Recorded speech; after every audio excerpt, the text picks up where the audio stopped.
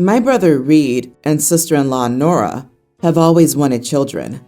However, they're unable to conceive naturally. Nora had multiple ovarian cysts and eventually needed both ovaries removed as a teenager. Reed and Nora are in their early 30s.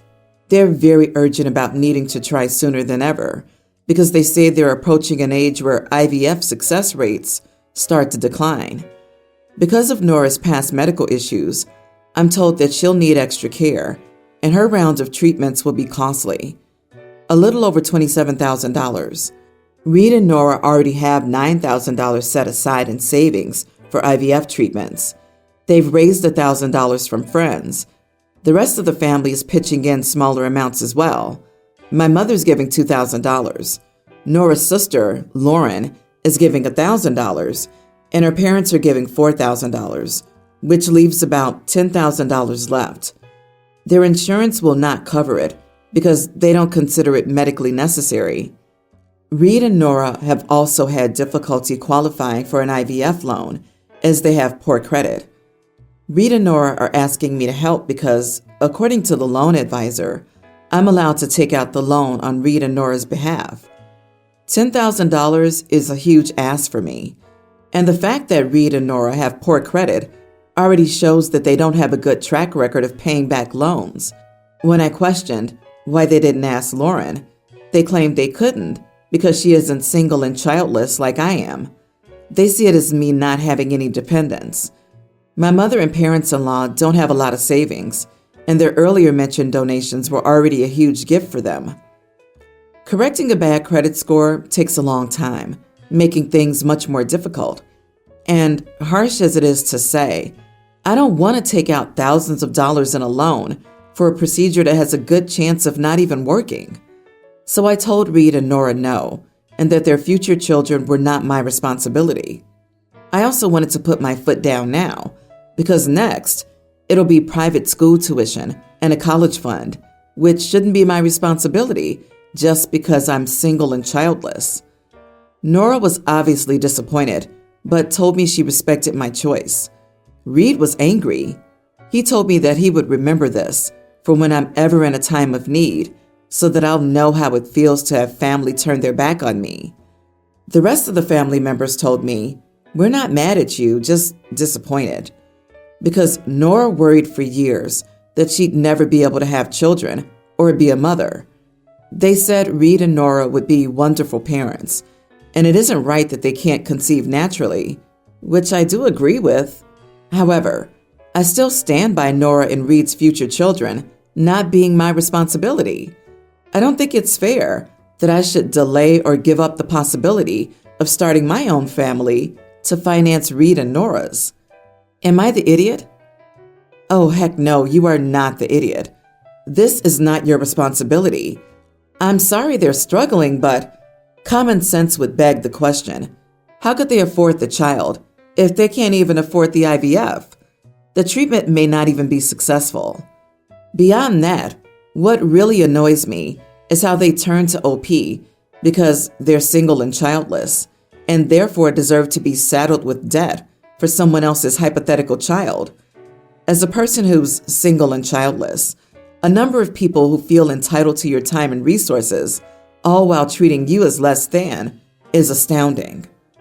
Yep, if the procedure fails, they wouldn't want to pay back anything because they got nothing. If the baby arrives, they wouldn't want to pay back because the baby's expensive. To me, they're just asking OP to eat $10,000 plus interest for years. Them already consulting loan advisors, using OP's info, and buying into other family members before they ask OP gives me chills. Never loan money or co-sign a note for people who can't get a loan on their own. There's a reason banks reject them. It's astounding to me that people are so bold. You should put your financial stability at risk just because they want you to. That's nuts. Finally, maybe Reed and Nora should wrap their heads around the idea that they can't afford IVF and should consider something radical, like adoption. Here's the reality. Some people want to be parents. They can adopt. Some people want to be pregnant. There's nothing wrong with that. and adoption doesn't satisfy it. I wish people would distinguish these more often. If a person can't get pregnant, that doesn't mean they'll never be a parent. However, it may mean they'll never experience pregnancy. For some people, that's devastating. I'm 35, and I've been out as queer for the last 15 years. My sister Jess's daughter, Renee, just came out as a lesbian. She's a teen, and while her family and friends are accepting, she's had some issues with other people. Jess asked me if I could give her advice on it, and I gave her this advice. Sometimes people will try to debate you on your identity, but I'd never engage. Even if you win, debating your personhood will eat you up inside. Instead, know this about bigots. Their hate isn't about you. When someone shames another person, they often come from a place of deep internal shame, self-restriction, isolation, etc. They see self-denial as a virtue to justify their self-imposed restriction and resent the person who's in true accord with themselves. If someone tries to argue with you about your identity, ask them to reflect on themselves instead. Don't let them debate you. Just keep reminding them that they only have to answer to themselves and God. I gave her all that advice, and she listened and felt better hearing that what the idiot people are saying about her is 100% not about her. But stuff kind of got rough when she went back to church next. Apparently, one of her dad's friends was giving her the whole love the sinner, hate the sin crap, and she went off on him, asking him in front of everyone why he was getting so red in the face, saying that she didn't want to debate her own identity, but she was concerned about him, that he was so clearly sad, afraid, and ashamed that he was putting that pain out into the world, and she'd hoped he'd go home that day and reflect on whether he wanted to go through life, letting fear and shame control and isolate him. It apparently made things really awkward and made this guy madder. So he got at her saying she didn't know him, and she said, "I don't have to know you to see that. I'll pray for you." Which, wow, Gen Z is gutsy. Honestly, I was so proud of her. But my sister was upset. She asked me if I'd told her daughter to call this guy sad and angry. And I said, yeah, though just generally, not about that specific guy. My sister told me she thought I was setting her daughter up for trouble, that the stuff I suggested she say would make many people angry. I said those people were already angry. She said that advice wasn't age appropriate and that I should have said more of the love yourself, self-confidence stuff. She wanted her daughter to be safe and worried about her saying that type of thing. Am I the idiot for the advice I gave? It was honestly the best advice I knew, but I can see where my sister is coming from, saying it's not the best advice for a teenager. Not the idiot. What she told that idiot definitely struck some truth within. You did fine.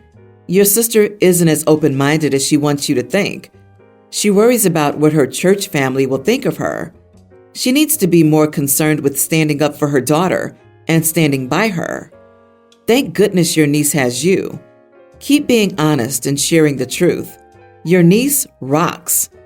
The sister may legitimately be worried for her daughter's safety. It's a crazy world we live in. It doesn't always pay to be right. OP, I think your advice was excellent, but for a young woman, I just tell her not to engage in a situation like this that could escalate to physical violence against her, particularly given this guy's blatant homophobia. So the sister shouldn't take her daughter to such a dangerous place then. She's being a bad mother by not cutting contact with those people and letting them around her daughter. I'm glad she's uncomfortable. You gave your niece solid advice and guidance. My question is, why is your sister angry with you instead of the grown man at church who felt the need to concern himself with your teen daughter's orientation? That's downright creepy. And this man is their family friend? Sounds like your sister's focused on the wrong person here, you, and needs to seriously reevaluate who she associates with. I, 31 female, recently bought a condominium in the downtown area of my large city. My husband passed away 2 years ago, and I just now feel like I'm getting my feet back under me and moving on in some ways. I was away last weekend for a girls' trip, the first trip like that I've taken since he passed. While I was away, my sister, 36, and her husband, 38, and 2 kids, a male teen and a female tween, had a night in my city on their way to a vacation destination. I was disappointed not to be able to see them, but I offered to let them stay overnight at my place, and they accepted. I gave them the codes to the door and the lay of the land, restaurants, etc. All good. The only caveat I mentioned to her was that in the master bedroom, I had some personal photos hanging, just so she was aware. About the photos, they were taken by my husband on our honeymoon, and they mean a lot to me. He was a photographer and took these shots of me at a waterfall and a stream we encountered during a hike. They're no-clothing artistic pictures of me. I keep them up in my private space at home as a reminder of our times together. Well, my sister was not pleased that they were up. She said she didn't know that's what I meant by personal photos and that I should have given her more warning since they would be looking around my new place. I said I didn't consider those kinds of photos a big deal. They're from 6 years ago, a different time in my life after all, and I had given her a warning in any case. She went on to say some stuff that I thought wasn't constructive, including that having photos like that would be a turnoff to any future guys I date, and it's kind of narcissistic. I think she said that stuff out of annoyance, but I didn't appreciate it. Anyway, am I the idiot? Should I have given her more warning? Not the idiot. You gave her fair warning, and maybe she just shouldn't have invaded your private space. Also, the things she said were rude. Good for you to be happy and confident enough to be able to hang those pictures and enjoy the memories they bring. If any issues arise with future partners, I doubt there will be any problem. They can be discussed then and are none of your sister's business. You deserve an apology. Nobody cares what your sister thinks about your home decor, in your private space no less. The only thing you should have heard coming out of her mouth was, "Thank you so much for letting us stay for free at your place while we were in town." Sheesh. You can quietly let it be the last time your sister darkens your door. I'm an esthetician. Some of the services I provide are waxing and facials. The pictures on my website and in my waiting room desperately need to be updated. So I asked my niece, 19, if I could get pictures of her in exchange for a few free waxes and facials. My niece is a beautiful girl with nearly perfect skin and thick dark eyebrows. She's also part Middle Eastern and has a lot of those features, which is important to me since most of my clients are Middle Eastern women. My daughter, nearly adult, heard about me using my niece's pictures and asked why I didn't ask her. I tried to be vague and say, niece's skin color and features match what I was looking for and fit my clients better, but she kept pressing and refused to take the answers I gave her. I finally snapped and told her that I won't be using her. She doesn't take care of her skin, and it shows that because drawn-on eyebrows will not help me at all. She started crying, thought I called her ugly, and said I favored my niece over her. She refused to talk to me and got my parents on her side. They think I should have done both the girls, or neither, because it's unfair. But this is business, and not everything is fair. Am I the idiot for calling my niece prettier than my daughter? Make it clear on your website that it's only worth booking your services if your skin's already nearly perfect. Of course you're the idiot.